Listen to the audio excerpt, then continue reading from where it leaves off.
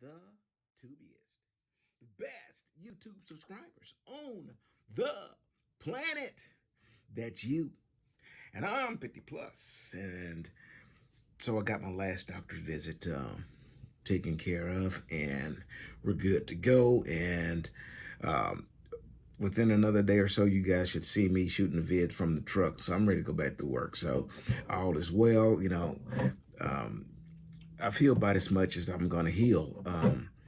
So if you just watching this video and you didn't know what I'm talking about, um, uh, last month I was actually bitten by a rattlesnake, and I got a pretty good dose of venom, and it was not a pretty picture. I was really worried for a while that I was going to lose my foot because it was pretty bad.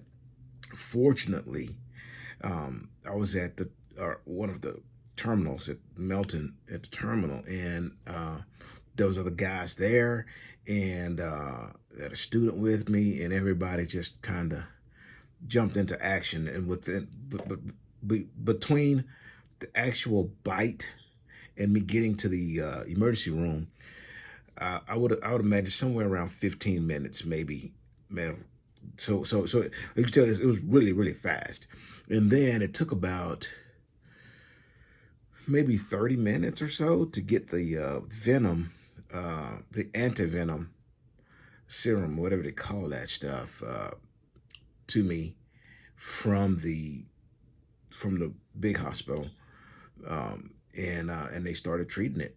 And so I was very fortunate that this happened, in an environment where I had other Melton drivers around that, it was like, well, let me do this. And it was like, hell no, right now, get your ass in the car. We're taking you to the emergency room right now. And so that's what we did. And I mean, when it happens, you're going, wait a minute, I just got bitten by a rattlesnake, and I'm pretty a composed guy. But when that happens, bad things happen to you when you are bitten by a poisonous animal like that. And with that type of neurotoxin venom, I mean, that's not good, bro. I mean, not good. Okay, and that's what was going through my head, but the couple of other good drivers there was kind of more on the line of, let's get this taken care of right now. Get off your ass. Let's go. And so we did, and it worked out really well. I was only left with numbness at the bottom of my foot. At the bottom of my foot is numb about 40%. Okay, so I have a little bit of feeling, but of some feeling, but not as like it was before. On the top of my foot is also pretty numb, and then right across the toes is at the top of the toes, and then at the front of the toes it's numb, except for the big toe. Of course, I'm using my hand, but you don't want to see my feet. Hell, I don't want to show them to you either. Anyways, so that's what happened, and I'm ready to go back and see how it works out. But today, I'm gonna do some more Q&A, answering some of you guys' questions. That was the Melton update there. By the way, some people ask me what did Melton do about this situation. So listen, I'm gonna tell you guys a little bit, okay? So bear with me, and then I'll get back to the Q&A.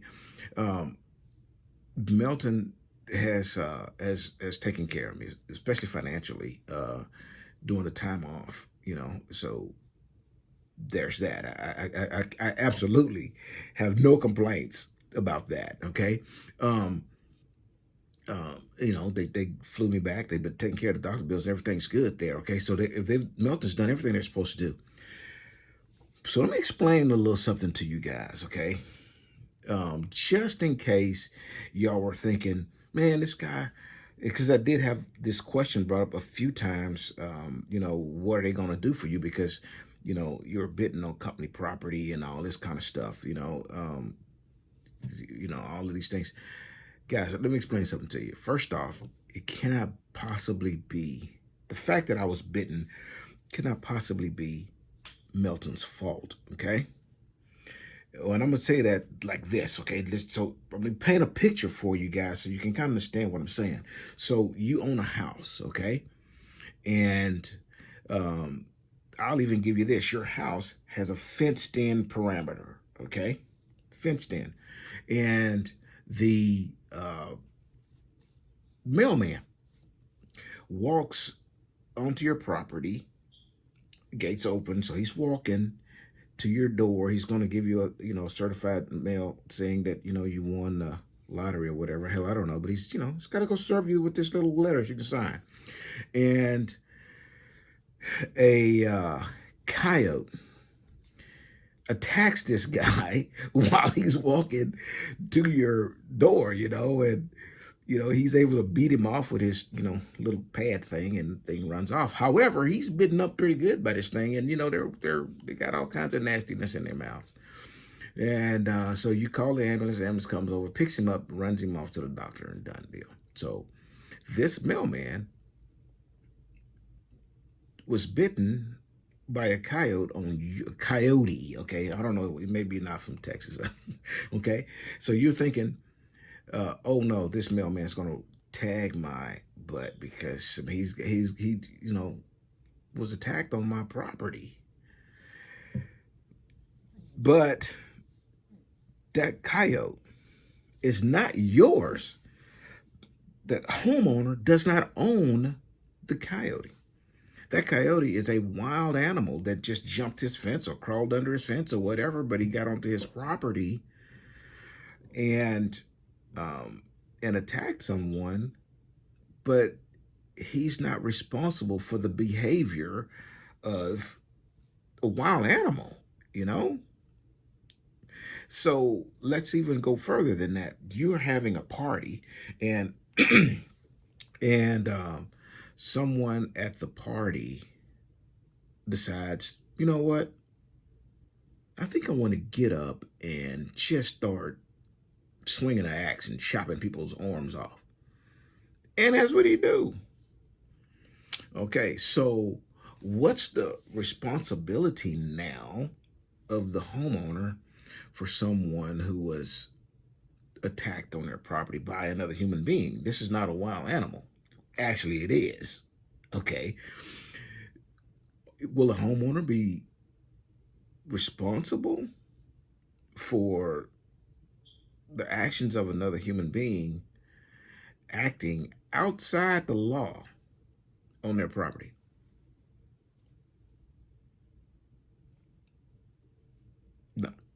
No, because we're responsible for our actions, okay?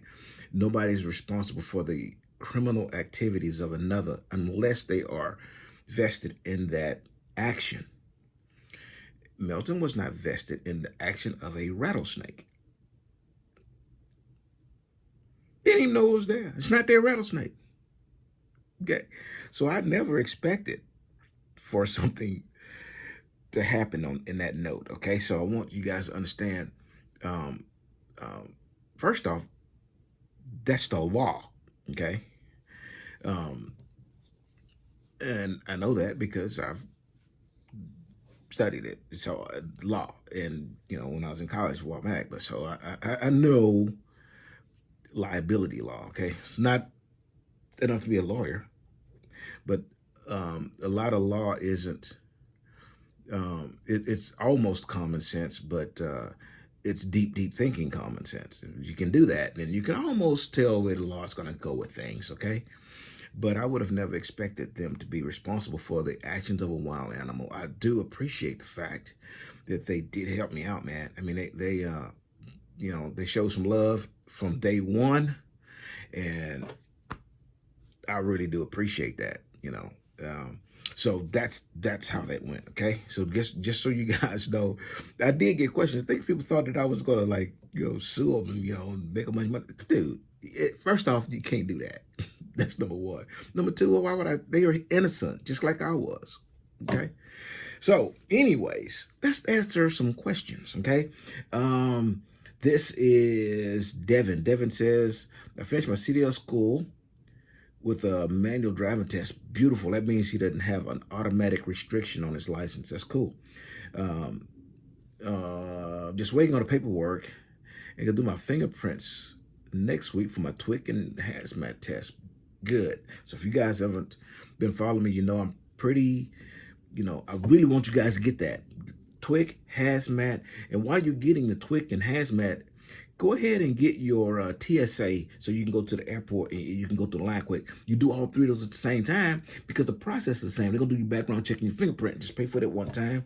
Get all of them knocked out at once, okay? I know the TSA thing is not necessarily what something that you're going to use for trucking, but if you want to go on vacation or something like that, you get to skip the line, where everybody else is trampling through that long-ass line trying to get checked out. You can go straight to the front and get on out of that, okay? So, TWIC, hazmats, you can get tanker, doubles, and triples. That'd be great as well. So he says, I'm going to add all the endorsements as well. I want to be as marketable as possible. And that's the reason why I want you guys to do it. Good deal. Looking for different companies. I've come down to Melton, sounding like it would be a good fit for me. Good. I want to learn as much and get as much experience as I can. I want this career change. I spent some time, effort, and money to be worth it. Yes, it will be worth it. Okay. Well, and it kind of depends on what you're doing right now. Okay.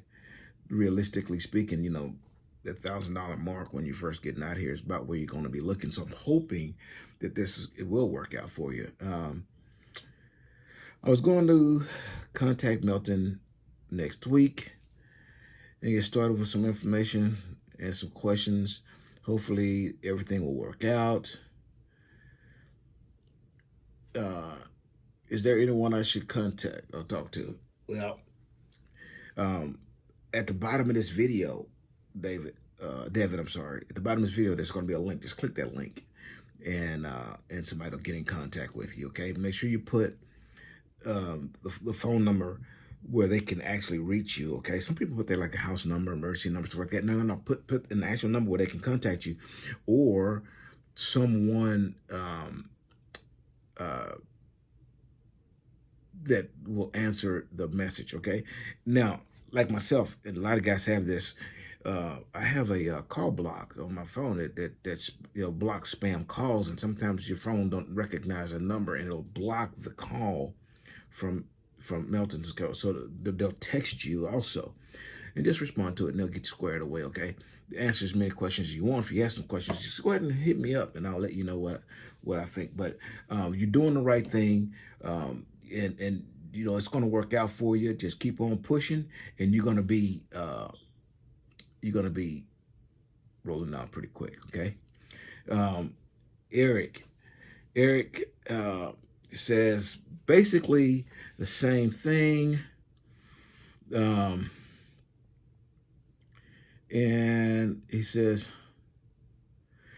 but he did have a couple of things I want to talk to you guys about. He says he got all of his endorsements with the exception of his bus and passenger car, which you don't need that for trucking. But he says, I'm not entirely sure what to do now. I still haven't found any way to handle mail for months. Okay, now, P.O. box is number one. You need to get a P.O. box. You need to get one that can handle some overflow mail, okay?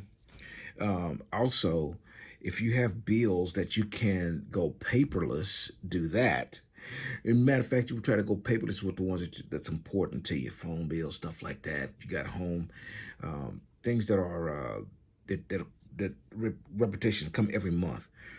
Try to go paperless with as many things as you can, and then we'll go to email, and then you order account online. You'll be able to see it. Okay, so that's a big way to do it. Otherwise, you need to go to the post office and get a P.O. box. That's going to help you out if you don't have anyone there to handle mail, which it sounds like you do not. Okay. Also, any of you experienced drivers who have that issue, you have a solution for it, then put it down there as well. Appreciate that. Okay. I've already put in my 4 weeks notice. That's pretty lengthy. I hope they let you stay long enough, man. Sometimes you put in a notice, man, they just say, oh, man, yeah, don't worry about it, just leave now, which is pretty screwed up. Because if you don't give them a notice, then they want to say that you just quit on them and didn't give them a notice. Anyways, um, it says he was going to be in June, or the first week in July, due to the holiday weekend. I think the instructors over-prepared us to test with his drills, but it was to be expected. Passed on Monday. I'm trying to find out what else. It was something else on here that he had that I wanted you guys to. Oh, I honestly don't know how it's supposed to work. I'm sorry. Now I guess it's time to find a job and figure out how to reorganize my life to never have a home again or something. I honestly don't know how this is supposed to work. I'm going to ask around in the flatbed world. I think that I might be the way to go to owner operator eventually. Okay. He's also says he want to stay away from hands-on management types. Oh, man, as micromanaging, dude, oh my God, I just don't get it, man. If I gotta micromanage you, I don't need you. I don't need you. I mean, a manager has other things to do other than to hold somebody's hand, dude. Come on. So I get it. I get it, and that's why I'm so comfortable in the truck because, man, I rarely speak with my DM and they rarely speak with me because I handle my business, you know. And as long as you handle your business, man, you just drive. You're gonna finish. They're gonna give you another load. Go pick it up. Finish it. They'll give you another load. Pick it up. And you can go months not talking to anybody. You know. So I like that. Okay. Now, anyways, um, when you said reorganize your life so that you never be home again, that tells me that either you're renting or something like that, or living with someone that you just gonna be able to get away from that situation.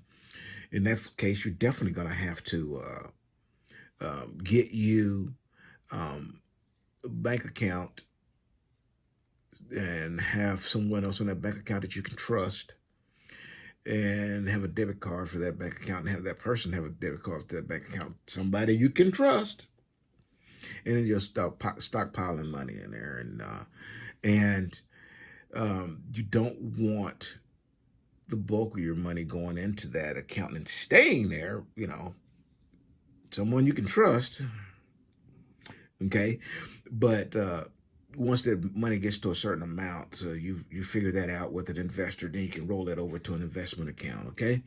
But you do want someone else that can help you to manage money in case something was to happen to you, or you need to get somebody else to handle some business for you, okay? Other than that, man, when you're truck driving, you can move your home time where you may want it to go. Let's say you want to do home time in, Arkansas, then just put it in for that, and then you just go there and do your home time and enjoy. That good thing about being basically a nomad is that you can, explore other states and places, and do some home time and in the Rocky Mountains or something, and enjoy the scenery. We may do home time somewhere in Denver where it's snowing in the mountains, and rent a cabin for the weekend and just enjoy the snow. Whatever it is, it's a lot of things you can do.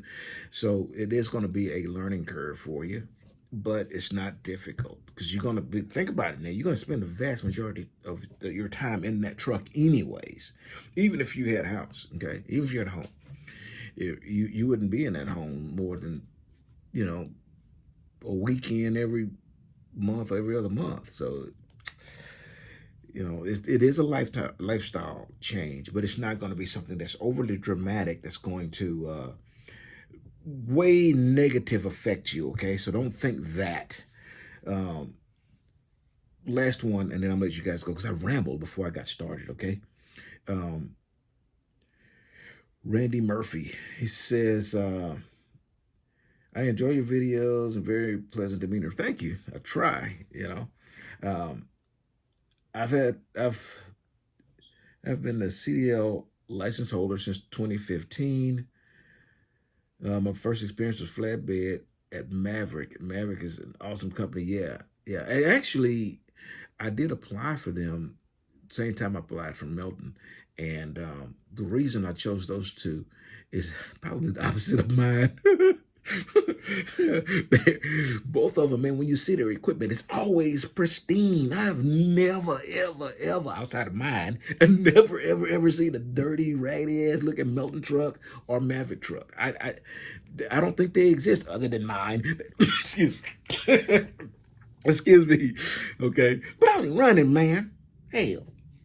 It's hard for me to keep my truck clean. I got to justify it. It's hard for me to keep my truck clean because I'm regional, man. And I go to these job sites like quite often, and I wash my truck one day, and then at the job site the next day, I'm like, yeah, damn. And then it depends on what I'm carrying, what I got back there. I don't want it to get wet, you know? So that's my justification. But anyways, their equipment is just pristine all the time. I just never seen a dirty Melton truck, never seen a dirty Maverick truck, and so I applied for them. Our problem was they wasn't hiring in my area, and then Melton was. I'm glad, man. I'm telling you, man, my experience has just been luck of the draw, bro. I should have went to Vegas because I'd be a cajillionaire right now. It'd be everything's just been beautiful for me. Anyways. He says Maverick is an awesome company, but my trainer was not very interested in training, unfortunately. He told me one day he was not a very good at showing students how to back spread axle trailers, and I don't doubt it. It's not an easy situation. Um, I knew I was in trouble then, so I left before he was about to take me back to Little Rock to get tested out. That I have trouble backing. Um, I'm looking at Melton and returning into trucking. What are the chances of requesting to get you as a trainer? Okay. I'm also 50, and I think our personalities would work in a good environment. Okay, Randy, listen. Um, when you get here, first off, I'm gonna put a link down the bottom. Use that link. Somebody will reach out to you and let them know that you would be interested in having me as a trainer. Um, and of course, there's no guarantees. Okay, um, the ladies that they have a specific group of folk that handle the transitions from a student to a trainer truck, and then manage the trainee while they're on the trainer's truck, and get them out of the trainer's truck, and then transitioning them to a fleet. There's a select group of people who do that, and they do it well. Okay, they're trained to do that.